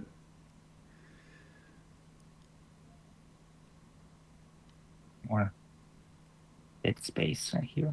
You dropped it here, but you want to make it. Yeah, that's good. Having like a unreachable dead end like that really does. I've noticed that a lot in games. So you'll have like a hallway that it's just a hallway with it's really just there's only one way to go, but they'll put like an extra door, a little extra space just to make it feel bigger. Yeah, that's what I want to do with these doors. I want to make a hallway, and then I want to have this one go like this way because this is like the employee entrance kind of thing, and then this is going to be like a T-joint here, but it's not going to be. It's only going to be like basic textures and such. It's not going to be like the detail and focus should not be in those areas. It should be more in playable space, but. Yeah. So this is meant to be an example of what you can make and show people like how to actually make a game, and then Right. after this is done, what we could do if we wanted is take this and turn it into an actual like SCP game. Just change a few of the change some of the logos inside of it. And something that might be interesting there is I was thinking, I was talking about creating a standalone map editor for like general use for like, I was talking about like, because this editor could be used to make like Quake maps. What if there was an SCP game? You can call it like SCP Infinity or SCP Dimensions or something. And one of its features was that it came with a dedicated editor that was integrated with the workshop so that people could create their own levels. Yeah, I think that's actually a good way to get people in the engine because if you give people like example content and things to build towards, people are more enticed to try it because in Lebux and Ultra Engine, you kind of give them like nothing, so they were very.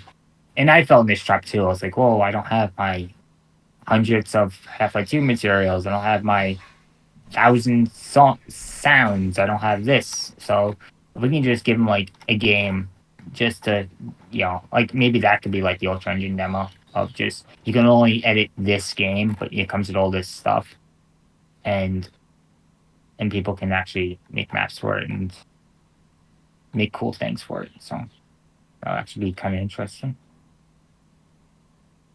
Cool. And then we can work out like if other people want to do it for their games too. So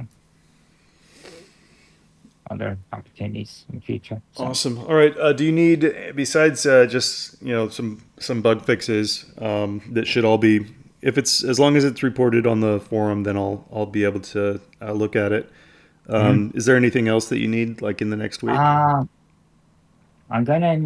either gonna need code from you or permission from you to code because I kind of want to get the player situated, like how high they should jump. Obviously, I want to look at the fob and want to look at the fob and the eye height. I also want like, oh, how high should they jump? I need interaction so I can use the key card. I need crouching to be enabled, which I don't know why I can't crouch in this build. I would just like this week I would focus on like the movement stuff and stuff like that because I don't really have any preference on that. Then that's just like fine tuning. Right. And then just please keep in mind that we want this to be the default character first person controller. So it should stay as simple as possible and general use as possible. All right.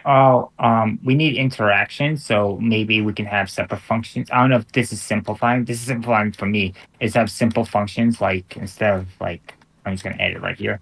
Like I want a function where it says handle interaction, and then all the handle interaction code is here. How about interact?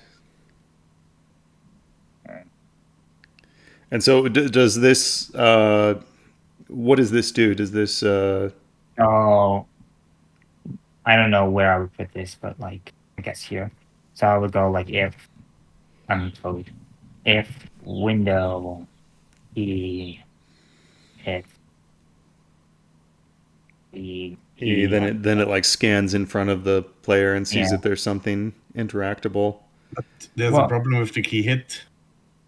You will face this issue if you hit the key like 5 seconds before or 10, and then the key is getting hit. So it won't reset the key state from key hit. It should. Yeah, it should, but last time I used it, it was not. So if I press, for example, E to pick up some weapon, and there is no weapon, and then further in the game I walk over some prop, then he picks up a weapon when I doesn't press E at all. So it sounds like that might have been some logic where where the key hit was inside something, like where maybe it was first scanning to see if an object was available, and then it was only calling key hit if that object was present. It sounds like key hit wasn't being called every frame. Maybe. I think it was every frame. I'll try it out, but I unless there's a bug with that, then that should be working. But I have seen like the behavior describing. I have seen that happen if there's like an if statement. If the key hit call is inside an if statement, then that can happen sometimes. Well, I'm just trying to think. We probably don't want to. I was experimenting with something where it was a raycast every frame of what the play was looking at, and I was using it to not only for pickup stuff, but also to like say, okay, well, this is like this is important. I want this to glow. So, do you want the raycast to be every frame in that sense, where we can check where the player's looking and what the player's looking at every time, or do you think that's too expensive? We should No, keep it's it not. simple? It's not terribly expensive, especially if possible. What?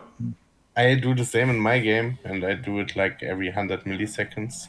Yeah, especially if it's like a short little raycast, that's not going to intersect very many entities at all. If possible, I would like to avoid dealing with this over the next week and just focus on movement and size if that's possible. Okay. Yeah, we can just worry about movement, size, camera, because right now the issue is that everything feels too small. So I want to fix that first.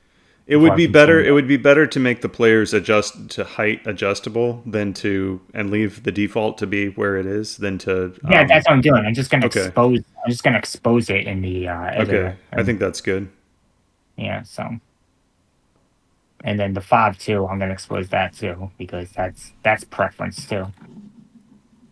So cool. Other than that, that's excellent. Also, something really helpful would be the animation callback. At the moment, I handle my reload animation with a time like 1 second, and then it's getting aboard. But on some weapons, this looks pretty ugly because they need longer for reload. Yeah, I was thinking about that. Do you think it should be a callback function, or do you think there should be like a component function, a component method that gets called when that occurs? I think a callback would be good. We talked about like two weeks ago about it, I think, where you can set an key and and a callback for this exact key. Yeah, I don't know if it'll happen in the next week, but I mean, yeah, I've agreed that that's a feature that we will support.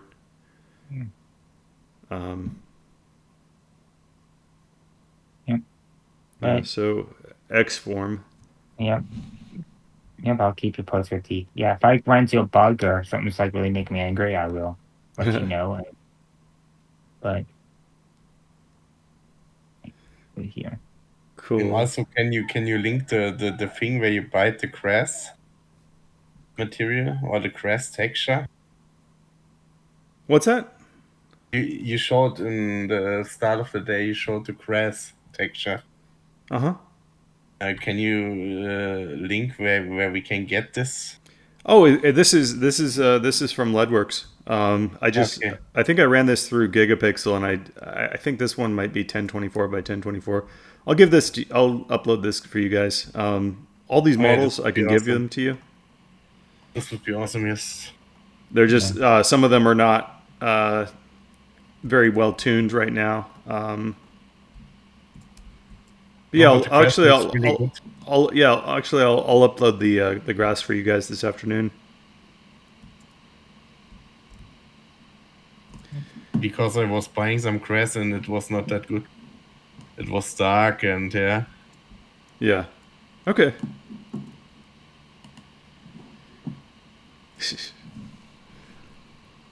All right, so I think that's all we've got to talk about this week. Does anybody in the chat have anything else to say? Sure. I'm not sure how I switch back to How do I show the people again? Show members.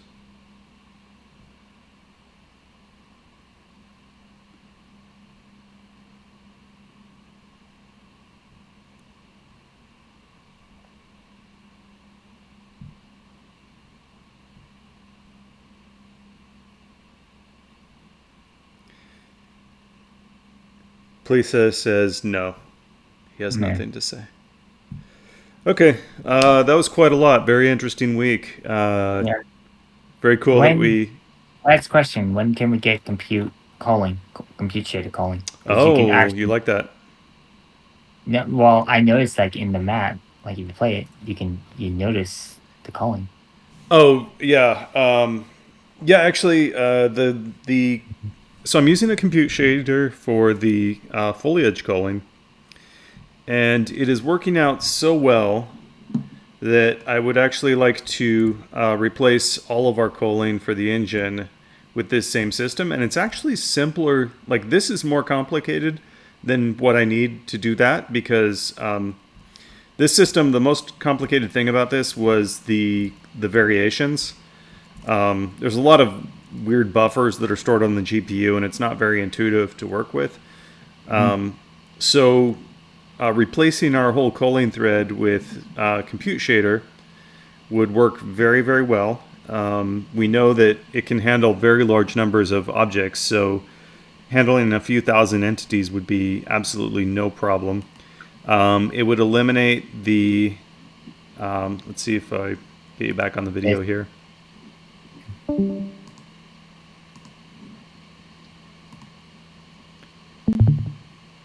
Yeah, I can see a little pop in on the same side on the sides. Well, you can also enable swept culling, and that pretty much eliminates it. But it would be even, and that's a way to handle that latency that it involves. But if we use GPU for it, then that eliminates the latency altogether. That also simplifies. That's why I haven't bothered with tessellation yet, actually. In the OpenGL backend, because it's a little bit complicated, because the culling... Okay, when tessellation is used, it doesn't always use... There's a copy... It stores a copy of the mesh in quads. Well, patches, actually. And then it stores another copy of the mesh in triangles. If tessellation is used, then the quad mesh is displayed. If tessellation is not used, then the triangle mesh is displayed. Triangles made out of quads is displayed, basically. And so, because there's it has to make a round trip to the culling thread. Like the state that things come back in the visibility set don't always match the state of the engine, and that gets a little bit complicated to deal with. But if I just use the GPU to do that culling, then that totally eliminates that problem. So it just simplifies. It makes my job simpler, and so I figure that's why I've just kind of put that off. There's another thing that in Splinter Cell, one of the Splinter Cell games, they use the depth buffer for additional culling, like for depth culling. It's basically like occlusion culling without any latency. And that's actually an idea I came up with, like, independently. And then I started like searching to see if anybody had done it yet. And then I found that one of the Splinter Cell games actually did that, which is cool, because now I know that without having tested it out, I know that it's possible. That doesn't have to be in our 1.0 release, but that's something I would like to do in the future. As far as timeline on that, I think that's kind of a medium complexity thing, and the benefit of it isn't super obvious like immediately, so I'd probably put that off. I'd probably do decals and particles first, finish the foliage system, and then probably get in the GPU culling. Probably get that in right before release. Yeah, because that was a big issue with Legworks, with the brushes like popping in and out, and if we could just get rid of it, That was occurring because now with Leadworks there was no latency in the culling, so the culling could slow the engine down a lot. One of the reasons Ultra is faster is because it doesn't do the culling in the rendering thread. But Leadworks had that because of the occlusion, the hardware occlusion queries, Right. which feed back from the GPU to the CPU. And yeah, we saw like I've seen like people don't like that, and No, they don't. they don't have a lot of tolerance for it at all. So that's Right. not something we want to do in the future. But the technique I'm talking about, using the depth buffer, that has 0 latency, so that won't be an issue at all. So yeah, just rest assured that artifact will go away before the final release. I got 2 small things. One is maybe a bit bigger. One is, I think, a bit smaller. Maybe some second player collider that you can have a capsule. Because if you walk over meshes, if you walk over an edge, for example, a small edge or a stair, which is a model, you will stuck and you need to jump. Wait, what? Yeah, I can show it on my screen if you want. Please. First. Yeah, I'm done sharing.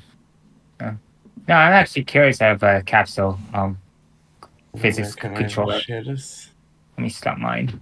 Well, we were talking about using that for terrain because it would work better for terrain. Yeah, but usually there's a lot of people where they like are hard strung on one shape or another for the player, and then when they try the other one, they're like, "Oh wow, this feels much better." Or well, the capsule wouldn't work very well for flat surfaces, because if you're going over a ledge, you would like. Right. Let's see what he has. So I need to check if the collider. So if you walk in here, you see this? He's getting stuck, and if I want to move out, what's he stuck on? On the small ledge here. I need to. That's. And Can then can I see the? Can you send me the model, please? I sent you the whole project. Okay, cool, cool. And for the other issue with the flickering textures. Okay, yeah. Yeah, I didn't have any. Like the foliage stuff took all my time last week, so I didn't have any time for bug fixes really, but I will this week. Yeah, and it looks like some of the things you did bleed out into other things with the texture flickering and the that the happens. icon. But yeah. So what you're seeing, I do know a situation where this can occur, but I'll take a closer look with your model. Yeah. Also here. Okay, I think I can adjust that pretty easily, actually. Okay, yeah, as long you can adjust it, this collider's not necessary, but yeah, if a player gets stuck when he's moving out of a container, it's a bit, yeah. Yeah, absolutely. Absolutely. Or maybe also something you could do is expose some of these. And the second thing is maybe in filter or something for the scene tree. Oh yeah, for sure. And I got a lot of entities, and it's only this area here. Yeah. Like some boxes here, and yeah, it can get pretty messed up pretty fast. Yeah, I was also. Go ahead. No, it's like we had folders in Leadworks, and one thing I didn't like is that it automatically filtered things. I think you should let the end user filter how they want to filter. Like I like all my raw geometry in one folder, and then I like to have like my. I don't know. In Leadworks, it would kind of force you to do it one way. And I didn't like if you don't do it automatic, you could. I think it puts them into categories automatically, and then you can change it if you want. It doesn't force you. But if you don't have something automatic, then everybody will just never use it for the most part. Right. And you'll end up with something that looks like this, which is not Andy's fault at all because the feature isn't there yet. But another thing I was wondering about is grouping. I really like in Hammer, like being able to select a couple of objects and group them. Yes, and I already tried this, but then you have problems with the tags, and some child elements are not at the right position. Okay, as long as there's a bug report for it, then it will get looked at. I want grouping, and I want viz groups. I want to be able to like hide certain things without actually hiding them, so I can actually see what I'm doing. Okay, so we could do like we could have the. We're talking about a few different things. Yeah. One is, and then we also have the render layers type system. I'm just, I don't want to have 5 different grouping mechanisms. I'm wondering, Right. like, okay, let's say you select this building and this crate or this shipping container next to it, and you go up to tools, and there's a menu item there that says group, and there's another one that Right. says ungroup, and that will group them together so that when you select one, the others selected. Should those be Right. put into like a hierarchy in the scene tree over here? Does that mean that they're Uh-huh. both in in the same folder in the scene tree? Well, what you can do is we can have. Well, we can. What we can do is that you can put everything in like you can make a groups folder, and everything that's a group. Um, and everything that's a group is gets thrown into that folder. And I also want like to be able to by editor hide and show things. So maybe we could put like a little eye You could next put to a like a little folder. checkbox next to the Yeah, or an folder. eye. Yeah, it's usually like an eye or something. But Okay. and then that's not hidden in the editor. That's hidden in the engine. That's hidden from the editor. So I can just be like, oh, I only like let's say like I screwed up my geometry like after the arc pass, but I don't want to like deal with all the models. I could just be like, oh, my models uncheck, and then all my models disappear, and then I'm only seeing the brushes. That's what I want. In my case, I would make some areas like this. This area, I would group this all together, and I want this in a folder, for example, so that I can handle these points more easily. Because if I have a folder for where is every group in, then it wouldn't help that much, I think. Yeah. Yeah. So, well, what I'm saying is like we have the grouping behavior that Hammer had, but Hammer didn't have a display of every object in the scene, at least not the old versions that I used. Can we combine? If it's a viz group, it did. If it was just a normal group, yeah, I remember those. Okay, so that's one. The grouping, that's one hierarchy. Can we combine that with the scene tree so that we just have like one hierarchy system, so we don't have multiple hierarchies? I would have to see it. I think Leadworks might have done that actually. I like the system like Visual Studio did with the filters. Yeah, for sure. Yeah, that's what we want. Yeah, that's what we want, but I also want to be able to toggle visibility in the editor so I can see what I'm doing. Yeah, I know what you mean. But yeah. So if we can design like one system that solves, so we have the grouping, we want easy grouping, we want the scene tree to be filter, have these filters, folders, and then we want to be able to we want to be able to hide big groups of objects all at once. If we can design a system that handles all 3 of those requirements, then I think that's good. It's for myself. It's not necessary if they are grouped together in the game itself, but for the editing in the editor, it's just for the editor. It's just so like, these are all my trees. Yeah, for sure. I mean, it's not gonna be like it's not like parenting. It's like parenting without parenting, pretty much. Yeah, that's what I'm kind of getting at. Is like, so these things are on the right. I guess the folders themselves are not entity hierarchy, but when you have something parented to another, I guess. Okay. I think I understand how it can be made to work. Yeah, I would just take the viz group system and just make it more embedded in the editor, because the viz group system allows toggle visibility for editing and also groups objects together.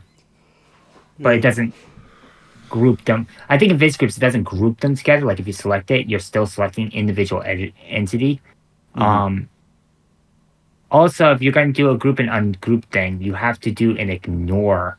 Like ignore groups. Yeah, Leadworks has that. I think a hotkey would work best, actually. Yeah, well, an editor, like a modifier key. An editor drop down. Yeah. Editor. Yeah. So. Yeah. Cool. Looks nice, Andy. Yep. Thanks. It's only the test scene. Yeah. I'm just waiting for all the stuff to make the level design. But or many things done, like looting and all the stuff. The Yeah, weapon. this looks cool. Uh-oh. He's not doing them. And he just disappears. It's Australian censorship. Yeah, it's pretty simple. Do they really do that in Australian games? And I think I don't know if they still do it, but I know in Left 4 Dead, like the zombies just like fell over and they just disappeared. Like Back to the Future. No, I would make a die animation, but for this I also need a callback system, because after the die animation at some time he needs to die. Or he needs to Yeah, for sure. Yeah. Mm-hmm. Okay, cool. Well, we've got a lot. I think we have a pretty good idea of what to do next. Yep. How do you guys like the foliage system so far? I didn't play with it yet. I like I'm it. doing. It's basically the part I'm waiting for. I really like it. Yeah. I was the person that voted for decals in that. This is a bug, I think, with the physics. If you go to an edge or something and jump, you will make a giga jump. Holy moly! I've never seen this before. You can try it out in the project I said. Okay. Just walk to the window, try to jump through, or stand Dang. still in front of Yeah. and hit space. Are they all the colliders here made out of just made out of the original mesh? Yeah. Okay. Not all. There are some problems with the box collider. I was using box collider for this closed container. Mm-hmm. But they're getting, for some reason, really small or something, I think. Okay. Yeah. Okay, cool. Yeah, I'll have time to investigate it this week. Yeah. I think it has something to do with your wall bouncing that you implemented in the character controller, but I don't know if you disabled that or not. You need to just stand before, press W and jump, and then you make the giga jump. Okay, I'll try it out. It looks like fun, anyways. Cool, man. Okay. All right. Well, thank you everybody for coming this week. Super cool. Yep. How do I stop watching? Share screen. Yeah, it's nice when people like are actually like using it and you can actually Dragon group like in Infinity Designer. Wow, collide glitch like in X6 Quake. Is that a mod? All right. Anyways, Yep. have a good weekend, and I will see you guys on the forum. Yep. You too. All right. Yep. Talk to you later.